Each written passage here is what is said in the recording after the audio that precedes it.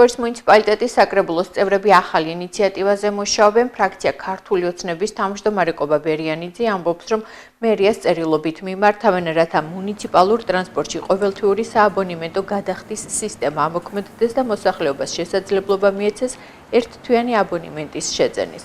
საკრებულოს წევრებს მიაჩნიათ, რომ აღნიშნული ინიციატივის დადებითად გადაწყვეტა მოსახლეობას შეღავაც მისცემს და მგზავრობას უფრო კომფორტულს გახდის.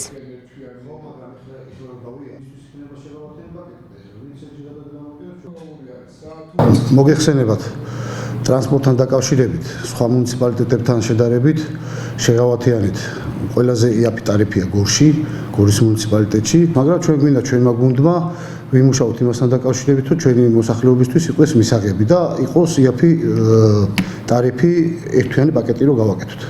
არ ვიცი რა დონეზე არის შესაძლებელი, თუმცა ჩვენ ამასთან დაკავშირებით ვიმუშავებთ მერიასთან და ტრანსპორტის სამსახურთან და როგორც იქნება შესაძლებელი იქიდან გამომდინარე ვიმოქმედებთ.